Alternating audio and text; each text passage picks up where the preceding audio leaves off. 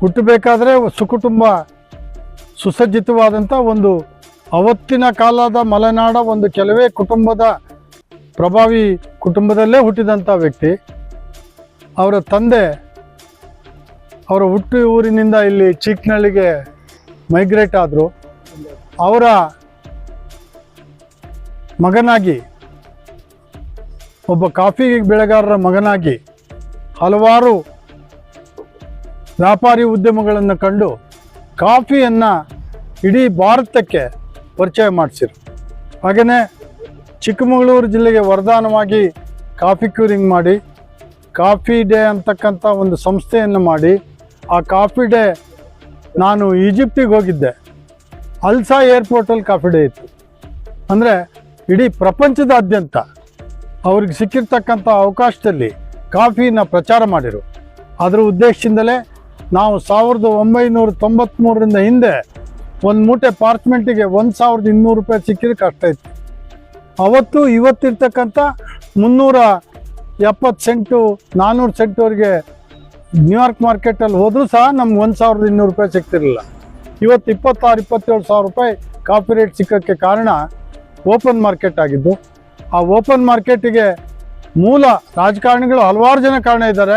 ಅದು ತಾರಾದೇವಿಯರು ಇರ್ಬೋದು, DM ಪುಟ್ಟೇಗೌಡರು ಇರ್ಬೋದು, BL ಶಂಕರ್ ಇರ್ಬೋದು, ನಮ್ಮ ಜಿಲ್ಲೆಯ ನಮ್ಮ ರಾಜ್ಯದ ಹಲವಾರು ಜನರ ಕಾರಣ ಆದರೂ ಅವರೆಲ್ಲರಿಗೂ ಆರ್ಥಿಕವಾದಂಥ ಸೌಲಭ್ಯವನ್ನು ಮಾಡಿ, ಫ್ಲೈಟ್ ಟಿಕೆಟ್ ಕೊಟ್ಟು, ಕಾಫಿ ಓಪನ್ ಮಾರ್ಕೆಟ್ ಮಾಡಿ, ಇವತ್ತು 5 ಎಕರೆ ತೋಟ ಇರ್ತಕ್ಕಂಥವನು ಒಂದು ಕಾರ್ ಇಟ್ಕೊಂತಿರ್ತಕ್ಕಂಥ ಒಂದು ಸಂದರ್ಭ ಬಂದಿದ್ದರೆ ಅದಕ್ಕೆ ಮೂಲ ಪುರುಷ, ಮುಂದಾಲೋಚನೆ ಇದ್ದಂಥ ಒಬ್ಬ ವ್ಯಕ್ತಿ ಸಿದ್ಧಾರ್ಥ ಹೆಗ್ಡೆ ಅವರು. ಅವರು ಈ ಚಿಕ್ಕಮಗಳೂರು ಜಿಲ್ಲೆಯ ಎಲ್ಲ ರೈತರ ಮಕ್ಕಳಿರ್ಬೋದು, ಕಾರ್ಮಿಕರ ಮಕ್ಕಳಿರ್ಬೋದು, ಬಿಸ್ನೆಸ್ನವ್ರ ಮಕ್ಕಳಿರ್ಬೋದು, ಎಲ್ಲ ಕಮ್ಯುನಿಟಿಯ, ಬರೀ ಒಂದು ಸಮಾಜಕ್ಕಲ್ಲ, ಎಲ್ಲರಿಗೂ ಬೆಂಗಳೂರಿಗೆ ಹೋದರೆ ನಮ್ಮ ಸಿದ್ಧಾರ್ಥಣ್ಣಿದ್ದಾರೆ ಅನ್ನೋಂಥ ಒಂದು ಧೈರ್ಯ ಇತ್ತು.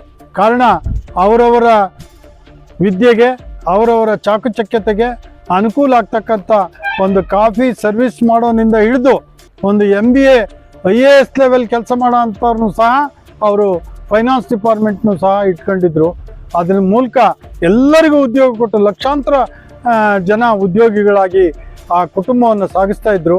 ಅವರ ಜನ್ಮದಿನದ ನೆನಪಿನಲ್ಲಿ ಇನ್ನೊಂದೇನು ಹೇಳ್ತೀನಿ ಅಂದರೆ, ನಾವಾದರೂ ಅವರನ್ನು ಎಂಥ ಸುಸಂದರ್ಭದಲ್ಲಿ ಯಾಕೆ ನೆನೆಸ್ತೀವಿ ಅಂದರೆ, ಅವರಲ್ಲಿರ್ತಕ್ಕಂಥ ಒಂದು ಸರಳತೆ, ಅವರಲ್ಲಿರ್ತಕ್ಕಂಥ ಒಂದು ಹೃದಯವಂತಿಕೆ. ಮೊನ್ನೆ ಸಹ BB ನಿಂಗೇನೋರು ಹೇಳ್ತಾಯಿದ್ರು, ಒಬ್ಬ ಕಾರ್ಮಿಕನಿಗೆ ಹೃದಯಘಾತ ಆದರೆ ಹೆಲಿಕಾಪ್ಟ್ರಲ್ಲಿ ಬಂದು ಅವನ್ನ ಲಿಫ್ಟ್ ಮಾಡಿ ಉಳಿಸ್ತಕ್ಕಂಥ ಒಂದು ವ್ಯವಸ್ಥೆಯನ್ನು ಮಾಡಿದ್ರು ಅಂತ. ಅಂದರೆ ಅವರು ಆದಾಯವನ್ನು ಅವರಿಗೆ, ಅವರ ಏಳಿಗೆಗೆ ಅಲ್ಲದೆ ಸಮಾಜದ ಏಳಿಗೆಗೆ ಬಳಸ್ತಂಥ ಒಬ್ಬ ದೊಡ್ಡ ವ್ಯಕ್ತಿಯಾಗಿದ್ದರು. ಅದರಿಂದಲೇ ಈ ಒಂದು ಸ್ಟ್ಯಾಚ್ಯೂವನ್ನು ಹಾಲಪ್ಪಗೌಡರು ಅವರ ಸ್ವಂತ ಹಣದಿಂದ ಕಟ್ಟಿ ಅವರ ನೆನಪನ್ನು ಸದಾ ಈ ಭಾಗದ ಜನರಿಗೆ ಇರ್ಲಿಕ್ಕೆ ಮಾಡಿದ್ದಾರೆ.